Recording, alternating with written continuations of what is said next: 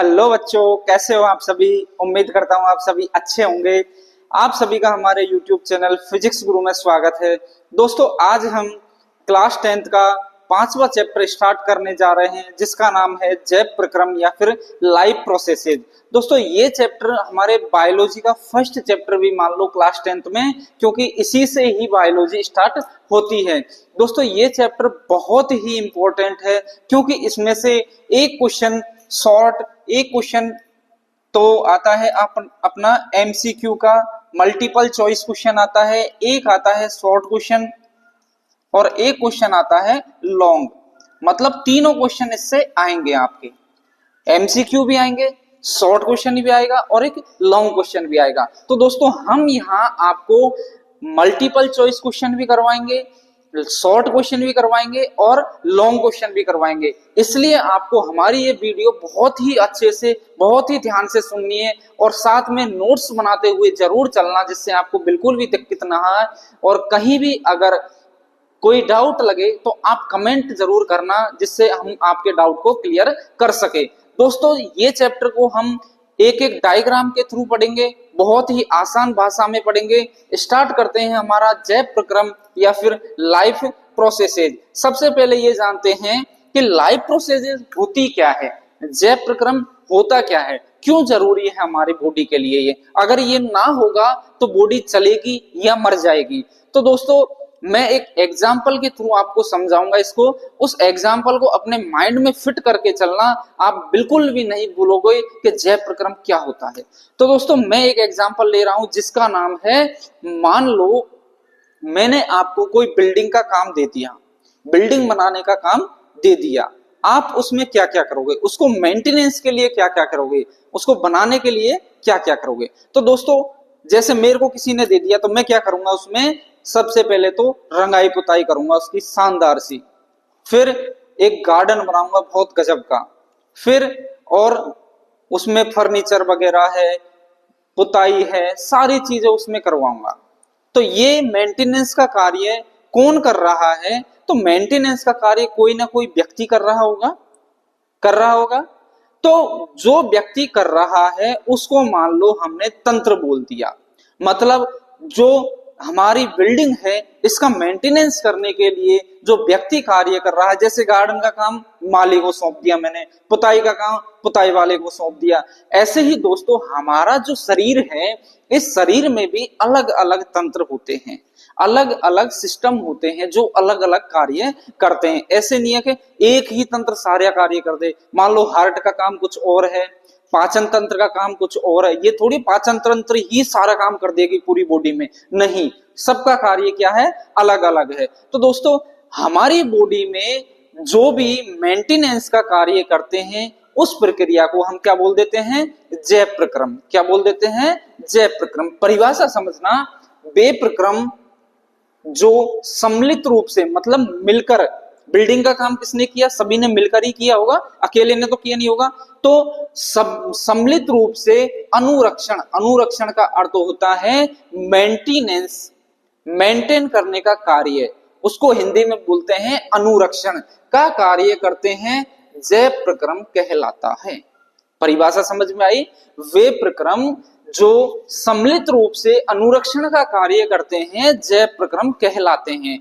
दोस्तों, हमारा जो सिलेबस है 10th क्लास का, आरबीएससी का, एनसीईआरटी का, उसमें 4 प्रक्रम हमारे सिलेबस में कवर किए हैं।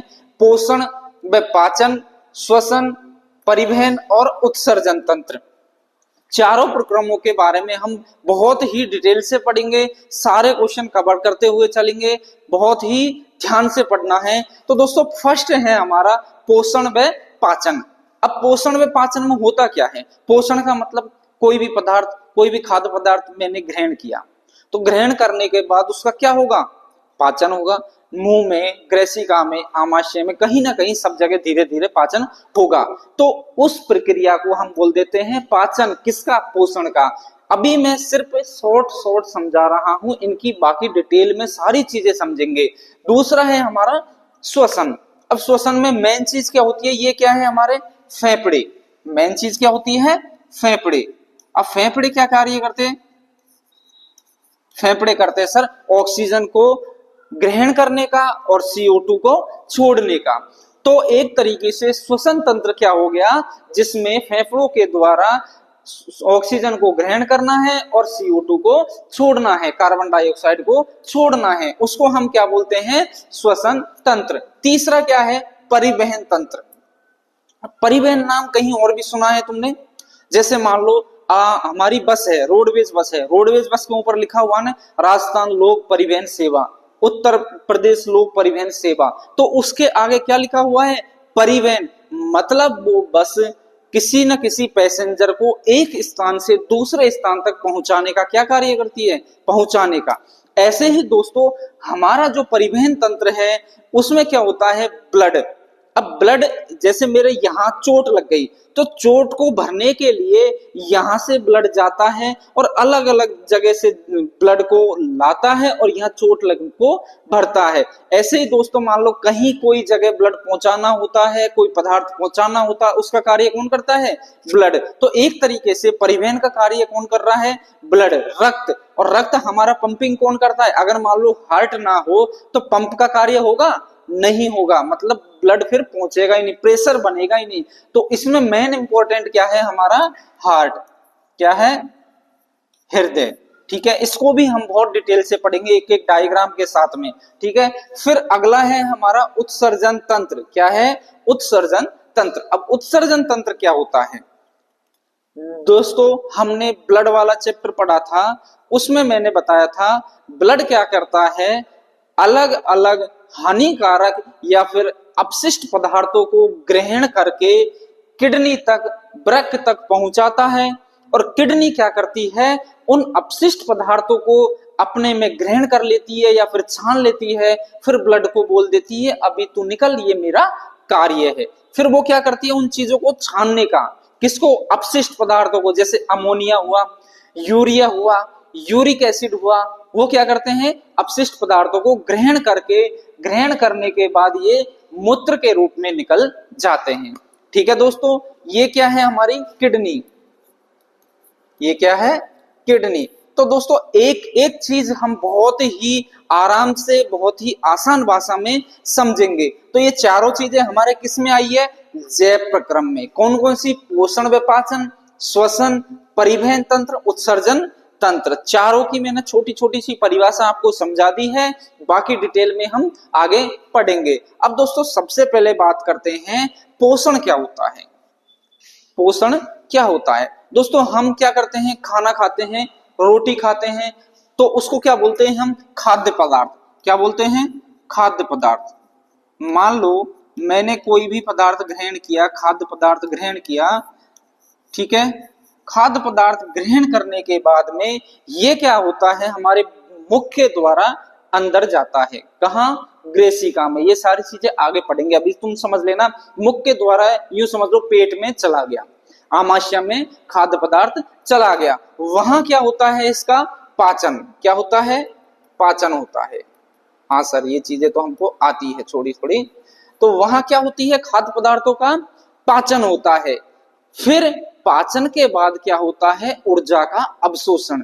मान लो हम खाना ना खाएं, एक दिन ही खाना नहीं खाएंगे, तो क्या हमारा शरीर चलेगा, सुस्ती सुस्ती सी महसूस होगी। तो भोजन या खाद्य पदार्थ क्या कर रहा है, ऊर्जा का उत्सर्जन। तो ये फिर हमारी बॉडी में क्या होती है, ऊर्जा का अवशोषण का कार्य भी होता है। क्या, ऊर्जा का अवशोषण। फिर ऊर्जा का अवशोषण हो जाता है, फिर ऊर्जा का अवशोषण हुआ, तभी तो हमको हमारी बॉडी में एक्टिवनेस, ताकत नजर आई है। तो ये क्या करता है, फिर शरीर का विकास और शरीर में वृद्धि का कार्य करता है। क्या करता है, शरीर का विकास। और क्या कार्य करता है, शरीर का विकास करता है। अब बात समझ में आई है, देखना दोस्तों, परिभाषा अब समझना क्या है, जीवों द्वारा ग्रहण किए भोज्य पदार्थ। क्या पदार्थ, खाद्य पदार्थ। कौन के द्वारा, जीवों के द्वारा। खाद्य पदार्थों को पाचन कर, अब मैंने बताया था पाचन करके, पाचन करके, ऊर्जा का अवशोषण करके, उसका उपयोग शरीर में वृद्धि और विकास में करना, इसी को क्या कहते हैं, पोषण। परिभाषा समझ में आई क्या है, मानव के द्वारा या फिर जीवों के द्वारा खाद्य पदार्थों को ग्रहण करके, उसका पाचन करके, ऊर्जा का अवशोषण करके शरीर में वृद्धि या विकास का जो कार्य होता है उसी को हम क्या कहते हैं? पोषण। क्या कहते हैं? पोषण। अब दोस्तों हमारे चैप्टर में पोषण को दो भागों में बांटा गया है, एक है स्वपोषण और एक है परपोषण। स्वपोषण क्या होता है और परपोषण क्या होता है? स्व का मतलब तुम यहां समझना, स्व का मतलब तो क्या हो गया? स्वयं, और पोषण का मतलब अभी बताया था मैंने। तो ऐसे जीव या फिर ऐसे जंतु जो अपना भोजन स्वयं ही बनाते हैं। अब ऐसे जीव कौन से हैं? प्रकृति में हमारे ऐसे सिर्फ पेड़ और पौधे ही हैं जो अपना भोजन स्वयं ही बनाते हैं प्रकाश संश्लेषण के थ्रू। ये चीज हम आगे पढ़ेंगे। तो क्या है? पेड़ पौधे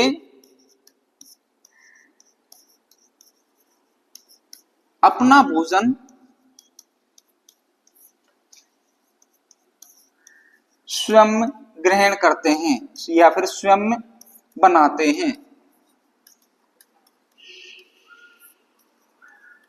ठीक है दोस्तों, स्वपोषण की परिभाषा समझ में आई।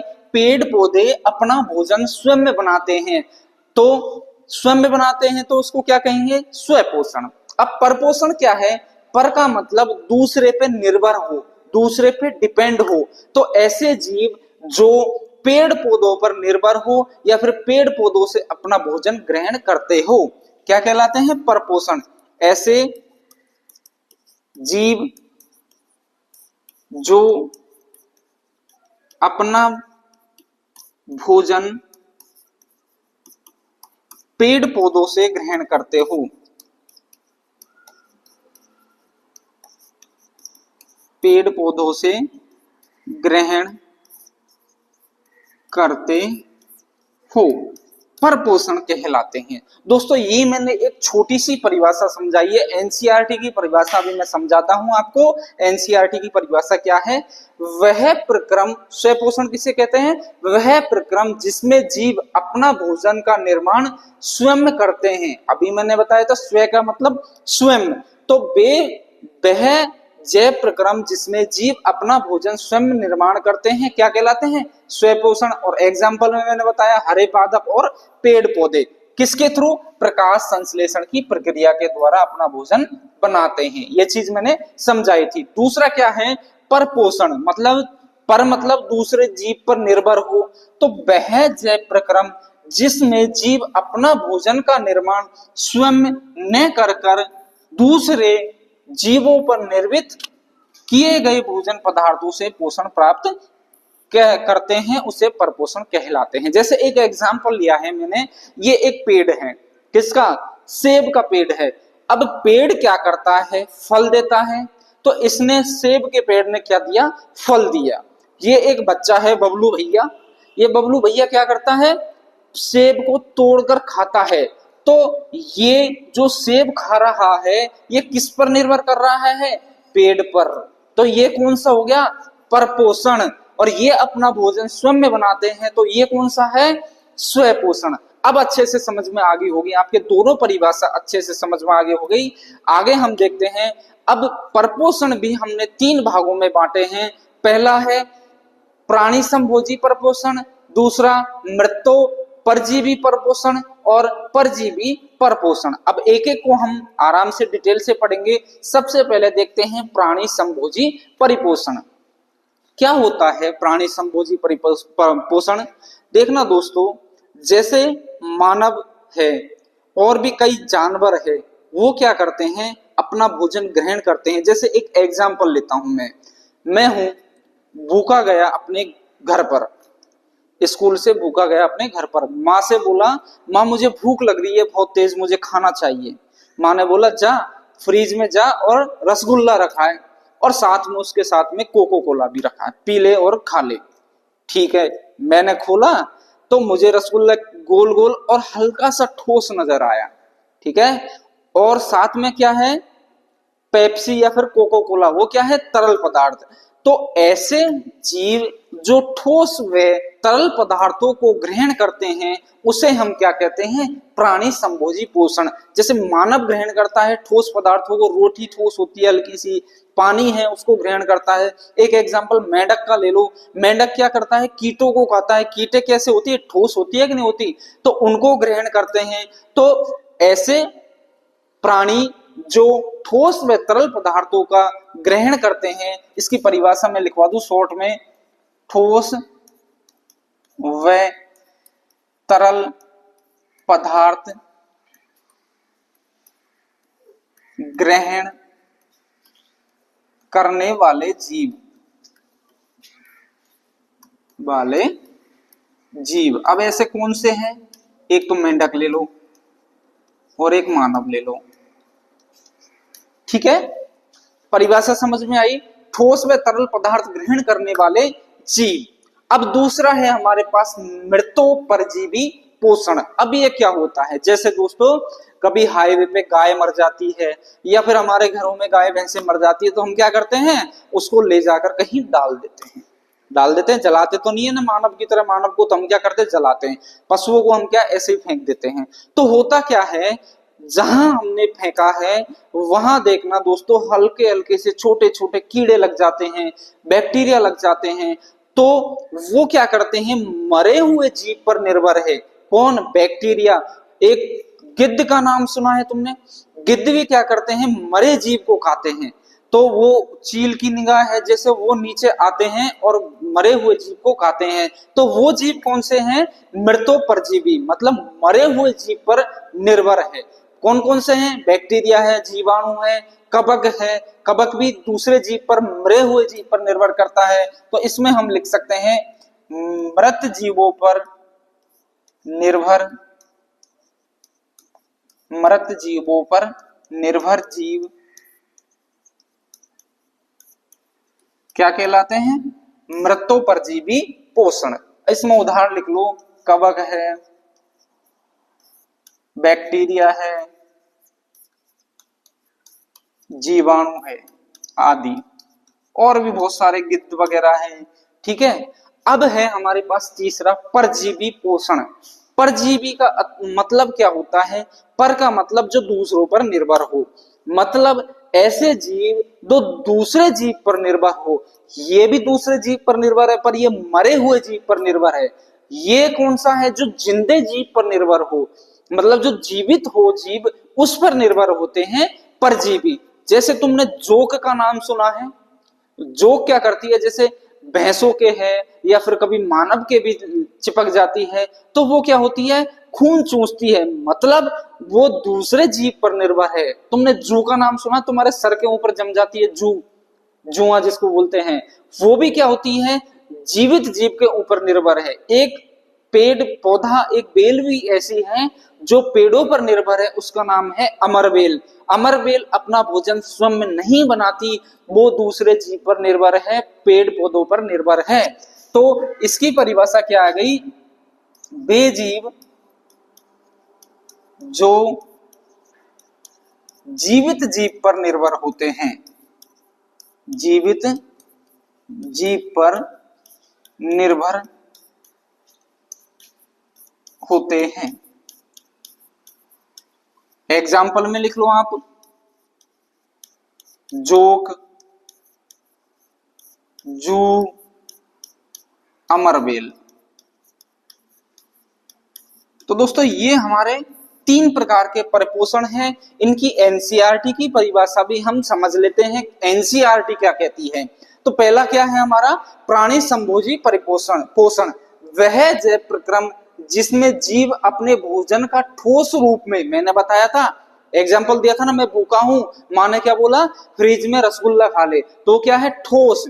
तो ठोस रूप में ग्रहण करते हैं, यहां लिख लेना तरल रूप में या फिर तरल रूप में भी, ठोस रूप में या तरल रूप में ग्रहण करते हैं तथा उसका भक्षण करते हैं। प्राणी कैसे कहलाते हैं, संभोजी पोषण कहलाता है। आई समझ में। प्राय सभी जीव इसी प्रकार के होते हैं, उदाहरण मैंने बताया था, मनुष्य, मेंढक, अमीबा और, ठीक है। अब दूसरा है मृतोपरजीवी पोषण। क्या बताया था मैंने इसकी परिभाषा, वह जैव प्रक्रम जिसमें जीव अपना भोजन की प्राप्ति के लिए दूसरे मृत जीवों पर, ये इंपॉर्टेंट लाइन है, किस पर, मृत जीवों के अवशेषों तथा उत्सर्जी पदार्थों पर निर्भर रहते हैं, मृतों पर जीवी पोषण कहलाते हैं। और एग्जाम्पल मैंने बताया था कवक, बैक्टीरिया, जीवाणु, प्रोटोजोआ आदि। ठीक है, तीसरी है हमारी परजीवी पोषण। ये भी मैंने बताया था अभी क्या है, वह जैव प्रक्रम जिसमें जीव अपने भोजन की प्रक्रिया के लिए दूसरे, ये लाइन याद रखनी, कौन से जीवित जीवों पर, किस पर, जीवित जीवों पर निर्भर रहते हैं, परजीवी पोषण कहलाता है। उदाहरण जू, जोक, अमरबेल आदि। तीनों परिभाषा आपके समझ में आ गई, बहुत अच्छे से मैंने समझा दी थी उदाहरण देके आपको। आगे हम बढ़ते हैं, आगे है हमारा प्रकाश संश्लेषण, मतलब पौधे कैसे अपना भोजन ग्रहण करते हैं, प्रकाश संश्लेषण किसे कहते हैं। अब मैं एक एग्जाम्पल के थ्रू ही स्टार्ट करूंगा, आपको हर चीज उदाहरण के रूप में स्टार्ट करता हूं। ठीक है, जैसे मान लो मेरे पास ये एक गमला है जिसके अंदर पौधा है। अब होता क्या है, यहां सूर्य है, सूर्य से क्या होती है, प्रकाश किरणें निकलती है। तो प्रकाश किरणें आई हमारे पौधे पर। ठीक है, अब पौधे में मैं क्या डालता हूं, गमले में पानी भी डालता हूं, क्या डालता हूं, जल। ठीक है, और क्या, और पौधे क्या ग्रहण करते हैं, CO2, कार्बन डाइऑक्साइड भी ग्रहण करते हैं। और क्या क्या चीज जरूरी है, एक पौधों की जो पत्तियां होती हैं, इन पत्तियों के ऊपर क्लोरोफिल उपस्थित होता है। क्या होता है, क्लोरोफिल उपस्थित होता है। अब दोस्तों ये क्लोरोफिल किसमें उपस्थित होता है, क्लोरोप्लास्ट के अंदर क्लोरोफिल उपस्थित होता है। आपने 9th क्लास में पढ़ा होगा 3 प्रकार के लवक, वर्णी लवक, अवर्णी लवक और क्लोरोप्लास्ट, जिसे हम हरित लवक भी बोलते हैं हिंदी में। दोस्तों जो वर्णी लवक होता है वो तो कहाँ होता है, फूलों में, और अवर्णी लवक कहाँ होता है, जड़ों में, और क्लोरोप्लास्ट कहाँ होता है, पत्तियों के अंदर, जिसके अंदर एक क्लोरोफिल वर्णक पाया जाता है जो प्रकाश का संश्लेषण करता है। आई बात समझ में। तो 4 चीजें हैं हमारे पास, एक तो प्रकाश, पौधों के लिए क्या जरूरी है, प्रकाश। ठीक है, दूसरा जल, तीसरा CO2 और चौथा क्लोरोफिल। अब होता क्या है, सूर्य से प्रकाश आया, तो प्रकाश आया, पत्तियों पर गिरा, पत्तियों में क्या उपस्थित होता है, क्लोरोफिल। क्लोरोफिल क्या करता है, प्रकाश को ग्रहण करने का कार्य करता है, और फिर CO2 और जल मिलकर एक कार्बोहाइड्रेट का निर्माण कर देते हैं जिसका नाम है ग्लूकोज। ये एक कार्बोहाइड्रेट का निर्माण कर देते हैं जिसका नाम है ग्लूकोज, और क्या उत्पन्न करते हैं, ऑक्सीजन और जल। कभी कभी तुमने देखा होगा पौधों में से हल्की हल्की सी बूंदें भी निकलती है, पौधों के पत्तियों के ऊपर हल्की हल्की सी बूंदें भी होती है।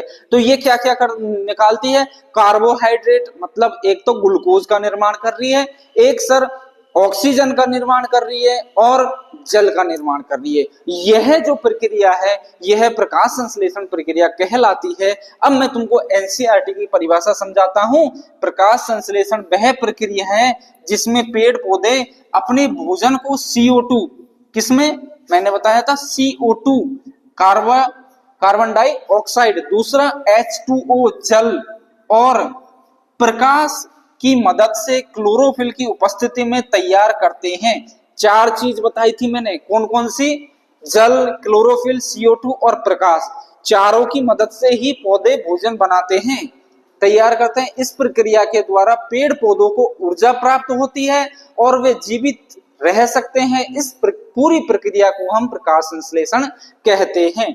मतलब एक जो समीकरण है इसके द्वारा भी आप प्रकाश संश्लेषण प्रक्रिया को भी समझा सकते हैं। जैसे CO2 ग्रहण कर रही है और जल ग्रहण कर रहा है, किसकी उपस्थिति में, प्रकाश की उपस्थिति में और क्लोरोफिल की उपस्थिति में,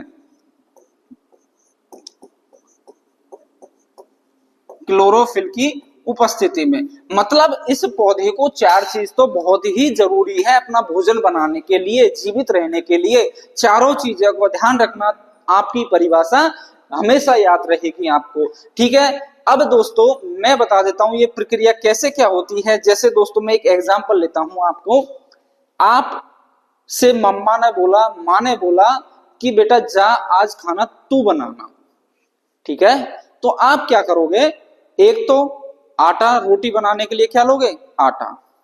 सब्जी बनाने के लिए सब्जी लेके आओगे मार्केट से, ठीक है। सब्जी बनाने के लिए और क्या क्या जरूरी है? मिर्ची है, हल्दी पाउडर है, नमक है, धनिया है, सारी चीजें जरूरी है। और आटा लगाने के लिए पानी जरूरी है। तो ये हमारा क्या हो गया? खाना बनाने के लिए एक रॉ मटेरियल, बच्चा जो होती है हमारी कच्ची सामग्री, मतलब कच्ची सामग्री का मतलब रॉ मटेरियल, ये हमारे खाने बनाने के लिए आवश्यक है। अगर ये नहीं होगी तो हमारा खाना नहीं बनेगा। ऐसे ही दोस्तों पौधों को प्रकाश संश्लेषण के लिए रॉ मटेरियल कौन कौन से हैं, अभी मैंने बताया। आपके अगर क्वेश्चन आ जाए कि कच्ची सामग्री पौधों को अपने भोजन के लिए कच्ची सामग्री कौन कौन सी है, तो ये चारों चीज याद रखना। एक तो क्लोरोफिल, सूर्य का प्रकाश, जल और कार्बन डाइऑक्साइड, चारों जरूरी है। तो कच्ची सामग्री में क्या क्या आ गया?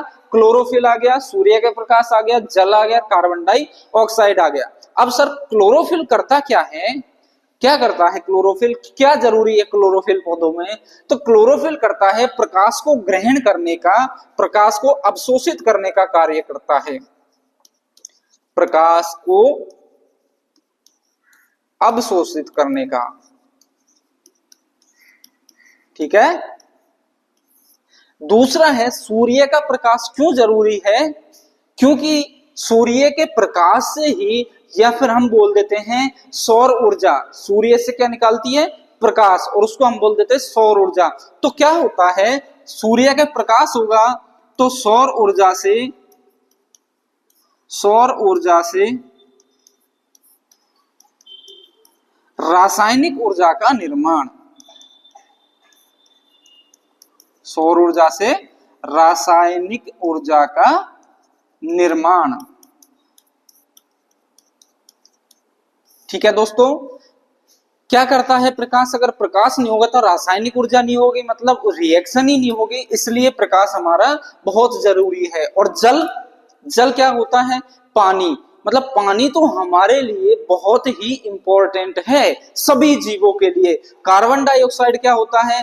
कार्बन डाइऑक्साइड अपने H या फिर हाइड्रोजन के साथ में मिलकर अपचयन प्रक्रिया करता है और कार्बोहाइड्रेट का निर्माण करता है। अब इन चारों को मैं एक बार समझा देता हूं आपको, एनसीईआरटी की लाइन है ये चारों। क्लोरोफिल द्वारा प्रकाश ऊर्जा को अवशोषित करना, अभी मैंने बताया था क्लोरोफिल क्या करता है? प्रकाश का अवशोषण करने का। फिर दूसरा, प्रकाश क्या करता है? प्रकाश ऊर्जा को रासायनिक ऊर्जा में रूपांतरित करता है। क्या करता है? सौर ऊर्जा को रासायनिक ऊर्जा में। जल के अणुओं का हाइड्रोजन तथा ऑक्सीजन में अपघटन, मतलब अगर जल ना होगा तो ऑक्सीजन का निर्माण होगा? नहीं होगा। कहां से हो रहा है? जल से, क्योंकि जल में ऑक्सीजन के अणु पाए जाते हैं। किसके? देख लो, H2O, ये क्या है? O क्या है? ऑक्सीजन। तो ऑक्सीजन कहां से मिलता है? जल से। कार्बन डाइऑक्साइड का ग्लूकोज में अपचयन, मैंने बताया था अगर कार्बन डाइऑक्साइड नहीं होगी तो कार्बोहाइड्रेट का निर्माण नहीं होगा, कार्बोहाइड्रेट का निर्माण नहीं होगा तो ग्लूकोज का निर्माण नहीं होगा, मतलब भोजन नहीं बनेगा। इसलिए पौधों को ये चारों चीजें जरूरी है प्रकाश संश्लेषण के लिए। तो ये चीजें समझ में आई, प्रकाश संश्लेषण समझ में आया क्या है। अब दोस्तों हम आगे पढ़ते हैं, पत्तियों में रंध्र या फिर स्टोमेटा, हिंदी में वो, इंग्लिश में हम बोलते हैं इसको स्टोमेटा और हिंदी में बोलते हैं रंध्र। होते कैसे हैं ये दोस्तों? जैसे एक पत्ती है, ये मैं बना लेता हूं एक पत्ती।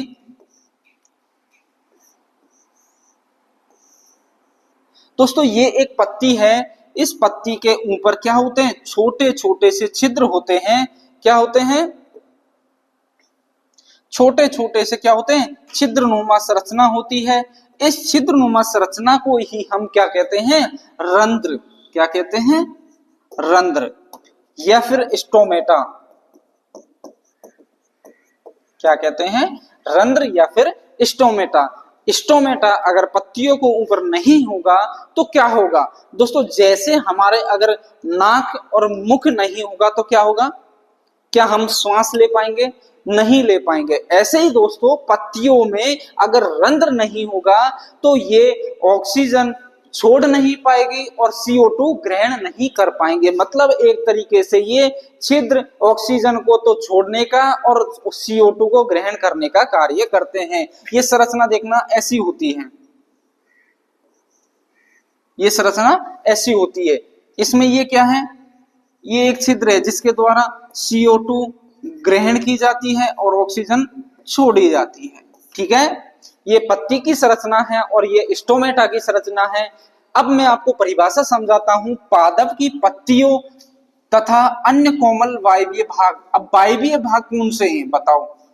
वायवीय भाग होते हैं जैसे ये पत्ती है, अब इस पत्ती में ये इसकी हल्की सी टहनी होती है जो कोमल होती है, इसमें भी क्या होते हैं, रंध्र उपस्थित होते हैं, हल्के हल्के से छोटे छोटे छिद्र उपस्थित होते हैं जिनको हम रंध्र बोलते हैं। और ये भी क्या करती है, CO2 को ग्रहण करती है और ऑक्सीजन को छोड़ती है। आई बात समझ में? तो पादप की पत्तियों तथा अन्य कोमल वायवीय भागों की बाह्य त्वचा में छोटे छोटे छिद्र पाए जाते हैं। मैंने अभी बताया था पत्तियों के ऊपर क्या पाए जाते हैं, छोटे छोटे छिद्र, जिन्हें रंध्र कहते हैं। बता दिया मैंने। प्रकाश संश्लेषण के लिए गैसों का आदान प्रदान रंध्र द्वारा ही होता है। अभी बताया था कौन सी गैस, CO2 और ऑक्सीजन। CO2 को ग्रहण करता है और ऑक्सीजन को छोड़ता है, किसके द्वारा, रंध्र के द्वारा। ध्यान रखना बेटा, एक एक पॉइंट में बहुत ही अच्छे से समझाता हुआ चल रहा हूं, इसलिए आप बहुत अच्छे से हमारी क्लास को लेना है, बिल्कुल भी स्किप नहीं करनी है, वीडियो बिल्कुल भी स्किप नहीं करनी है। आगे है दोस्तों, रंध्र की संरचना कैसी होती है। क्वेश्चन आ जाए आपके, रंध्र क्या होता है, रंध्र की संरचना बताइए, तो आपको चित्र बनाना पड़ेगा। ऐसा एक चित्र बनाना पड़ेगा, मैं सिंपल आपको समझा देता हूं चित्र। ठीक है,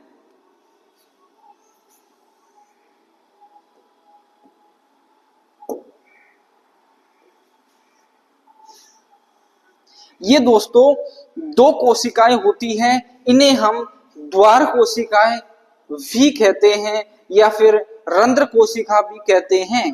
कौन सी, द्वार कोशिका या फिर रंध्र कोशिका। एक चित्र और बना देता हूं मैं आपके लिए।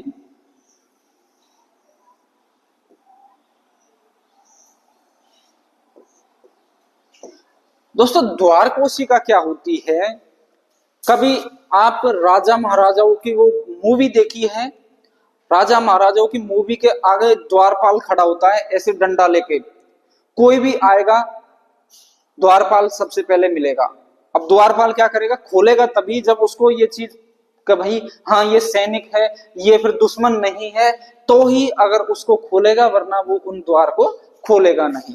तो ये क्या होती है, द्वार कोशिकाएं अपने अंदर आने वाली गैसों को पता करती है पहले तो कि ये ऑक्सीजन या CO2 ही है या फिर और कोई सी गैस है। तो अगर इनको ये पता हो जाएगा ऑक्सीजन CO2 है तो ये द्वार कोशिकाएं खुल जाएगी, नहीं बाकी ये बंद हो जाएगी। तो ये तो संरचना है ओपन, मतलब खुले हुए रंध्र की, और ये है क्लोज। आगे बात समझ में, ये तो है क्लोज रंध्र की और ये है ओपन स्टोमेटा, ये है क्लोज स्टोमेटा। क्लोज स्टोमेटा में दोनों द्वार कोशिकाएं आपस में चिपक जाती हैं और स्टोमेटा में, ये ओपन स्टोमेटा में दोनों द्वार कोशिकाएं खुल जाती है। इनके अंदर दोस्तों एक चीज और होती है जिसे हम कहते हैं क्लोरोप्लास्ट, और इन क्लोरोप्लास्ट में ही क्लोरोफिल उपस्थित होता है। ऐसी संरचना आपको नजर आएगी स्टोमेटा के अंदर। इन्हें हम क्या कहते हैं, क्लोरोप्लास्ट। क्या कहते हैं, क्लोरोप्लास्ट। हरित लवक, हिंदी में इन्हें बोलते हैं हम हरित लवक। ये दोनों स्टोमेटा में उपस्थित होते हैं।